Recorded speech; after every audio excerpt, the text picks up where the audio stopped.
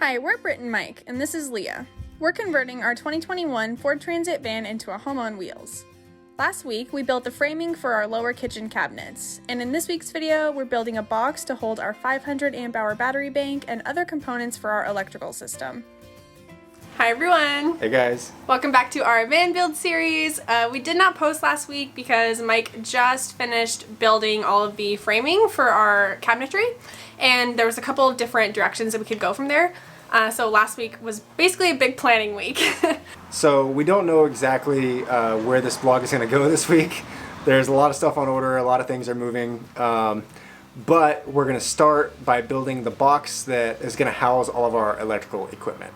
So the batteries, the inverter, all that stuff should be contained pretty neatly for the most part, in a box underneath the bed, and we'll use a little bit of the back wall inside the underneath bed area as well for that. So should be pretty exciting. It's taken our first baby steps towards actually getting some real electrical work done, which is fun. Some of you might know we are building our van out front of my parents' house, and our electrical components that we put on order last fall are being kept in my childhood bedroom closet. So this was my bedroom and is now a jam room, and I will show you what we ordered for the electrical.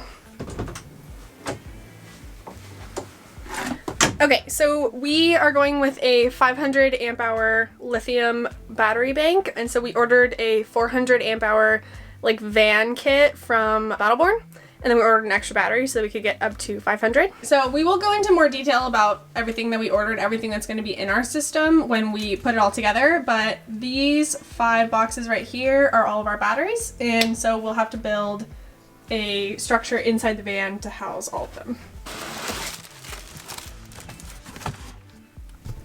So we have 5 of these. And these are lighter than the AGM batteries. So a battery in your car might weigh like 60 or 80 pounds or something like that. These only weigh like, I think 35. I can't remember off the top of my head. So they're much lighter. Even though there's 5 of them, they are not that heavy. Yeah. So. Hey, sweetie. Hi. So before we get started, I'll just show you a couple of the things that we did last week since our last video. The first one being this trim. So since the back end of the Transit is rounded and we did bring our floor all the way out to the edge, we couldn't just do like a straight kind of aluminum stair nosing the way that we did in the front. So this is a rubber nosing, and Mike glued it down and it's holding up well. Really happy with how it came out. Okay, so the second thing is under the bed. So in a previous video you might have seen we put 2 piano hinges so that we could access the garage. So we left the one on the inside open so that it goes all the way down to the garage floor. But we figured for this one we probably didn't need to do it in both places, and so this one we added this paneling down here, and then we can use it as like more accessible storage for smaller things. So we think it'd be really helpful for like seasonal stuff or stuff that we don't necessarily use every day but want to have easy access to.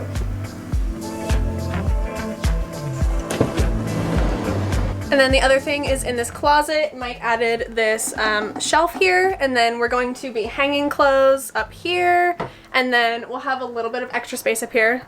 So we'll put like another little shelf right here, and then our hanging bar, shelf, then we'll have drawers down here.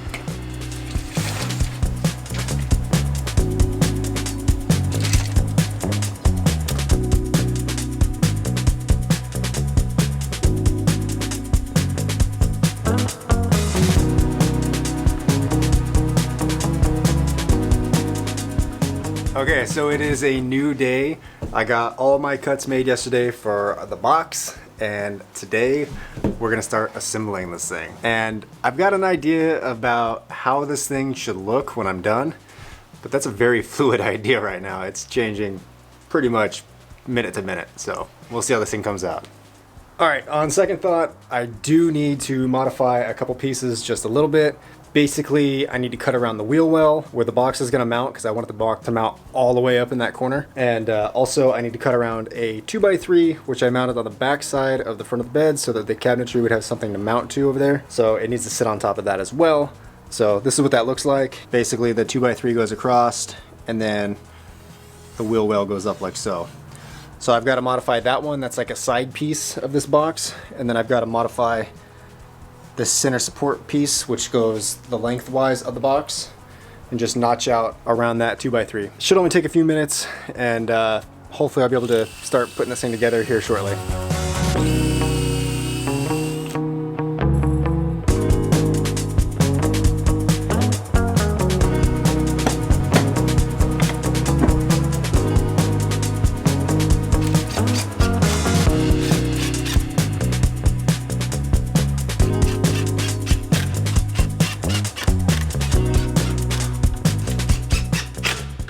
Through my palm. No. I was like, oh shit, this is gonna go right through my palm.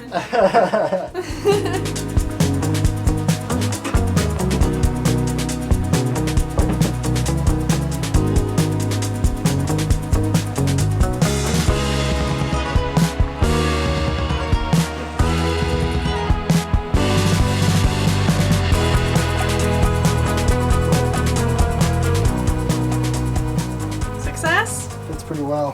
Thumbs up. I just have to notch out around this pillar, and then I can slide back against the wall. Cool. Okay, so the test fit was a success. We just need to notch out around the beam that comes down on the wall right there. So Mike's gonna do that.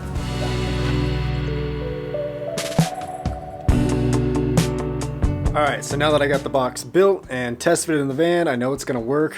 I'm going to go ahead and notch out around the beam, as well as a little area for the wiring to go down under the box, because the hole cutout that I made is like right on the lip of the box. So I want to make sure that I can either take wiring down below the box or above the box in the back, you know, so that I can get it to where I want it to go. So that's what we're looking at. Square one for the post. Round one for the wiring. Should be a few seconds, and then I'm just gonna put some finishing touches on this thing and call it good. Also, if you think that this box looks similar to the one that Nate at Explorers Life built over on his channel for, I believe it was a Sprinter DIY electrical setup, that's because it is. Nate's a professional, I'm not a professional, so I used his video for inspiration on how to build a box that I could neatly keep all the wiring out of the way and house all of our electrical in the most efficient way possible. And I think it's a great design. So thank you to Nate and all the excellent work that he does. If you have any questions, or you know, you're looking for any kind of advice or guidance on electrical, Nate is the man. I am just a DIYer. I am not a professional by any stretch of the imagination. So when it comes to electrical, Nate's the guy, man. If you're looking for any information, I would highly recommend Explorers.life. He has a website with a lot of comprehensive breakdowns and explanations of, you know, how things work and why they should be the way they are. It's a great tool for doing your van electrical, and I highly recommend it.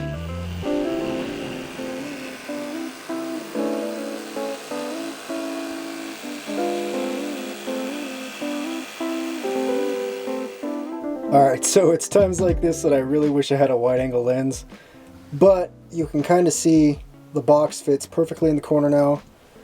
The hole for the wiring, perfect. The one for the post, perfect. I feel really good about how it's orientated now. And then the plan is the batteries go on top. I left enough room on the end so that we can add an additional battery at a later time and date if we so decide to. So there's always room to expand our system if we want to. On the bottom, there's room to mount our Lynx distributor, our power distribution box, which has 12 volt and 120 volt hookups for it. So it's all going to be one box in a nice convenient spot. And then also our solar charge controller will be able to fit down here. And then the way that Nate at Explorers Life had his setup was he put the inverter on the end of the box, like right here. But what I want to do is put the inverter right here against this wall. It's only 10 inches wide, so there should be plenty of room there to mount that thing. I think I have about 12 inches there or 13 inches there, so yeah, I think I just feel better with it tucked more up towards the front and easier access from the cab. Worst case scenario, I have to lie like I am right now to get to it, but the bed's pretty tall, 32 inches, and I have the added benefit of being able to open this hatch. So if I get in this corner, need to work on something or get to something, it shouldn't be too terribly difficult. Knock on wood. It's kind of nice in here, man. I might take a nap. What's going on, guys? It's the next day. The box is effectively done aside from a few minor details, which I'm going to work on some of those today. I need to do some kind of lip that goes across the back so that the batteries can't slide that way at all. And then I want to do probably a face frame on this thing. I wasn't planning on doing that, but I realized I didn't leave myself quite enough room on the front for a lip. So I don't want to just do like a piece of wood that goes across here. I want this all to be flush and look nice. So I'll probably just use a face frame across the whole thing and build up a little lip on this so that the batteries can't slide off the front at all. So that's a little annoying that I didn't factor that in, but it's not too difficult to work around. So yeah, that's the plan today, is to get that done and then start working on exactly how and where I'm going to orientate everything on here. So got a pretty good idea, as I explained yesterday, but there's a lot of stuff that needs to be worked out still.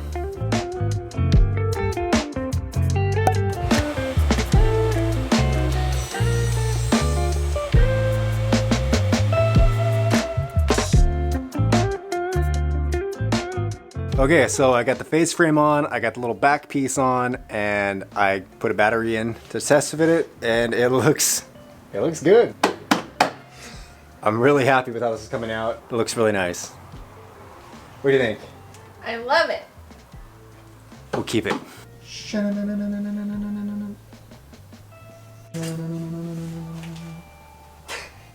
What is going on over here?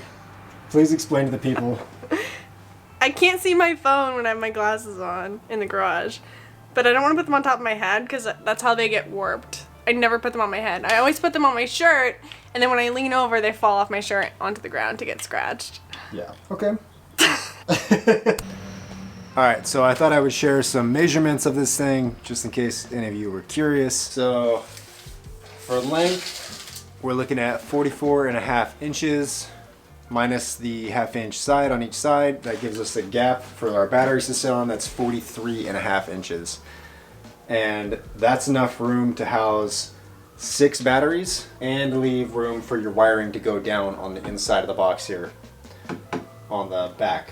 And then our height is 25.5 inches.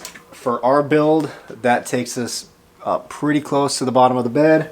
As you can see, there is a 2.5 inch gap between the top of the battery and the top of this. That's by design. That way we have room for all of our cables to connect to one another, all of our batteries to connect.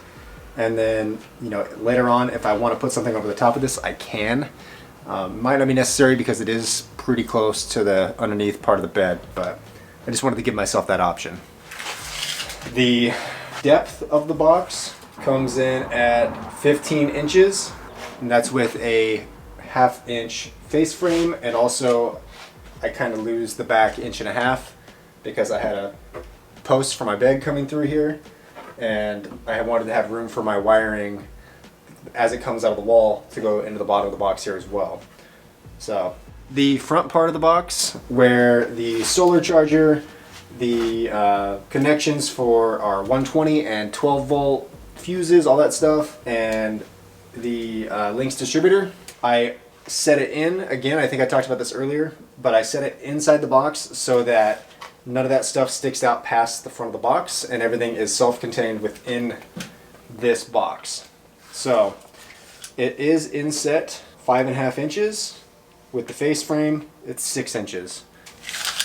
It is 13.5 inches tall, and again 43.5 inches wide on the inside of the box. My thought process on that was everything should be able to fit with the measurements that I chose, and also I want there to be some wiggle room to arrange things so that wiring can run in and out of the box without any issues. I just want to have enough room to drill holes and do all those things and space things out a little bit. So it may be a little bit wider than I need, possibly, but I'd rather be too big than too small. So yeah, I can kind of show you what the back side is. So on the back side of the box, we are looking at just over 8.5. So 8.5 inches deep on the back, 5.5 inches deep on the front. That way all of our wires and everything can be confined in this space, and you won't be able to see it from the rest of the van. It'll look really nice on the exterior regardless of what's going on down here. So keeping that mess organized, I think, is going to be really nice. And yeah, I think that pretty much covers everything. Mostly I'm just excited to get done with some of this fun electrical that's coming up. Alright guys, I think that's going to do it for this vlog. I would like to have done something more exciting this week, but to be honest, right now I am prepping and learning as much as I can to start our electrical so that we can tackle the big stuff and get it out of the way. It's been looming over our heads now for months, and it's time to put a dent in it and get the bulk of this stuff connected. And you know, it'd be really nice to run this air conditioner out here in this 95-degree heat. So thank you guys for following along, and we'll catch you on the next one. Bye guys.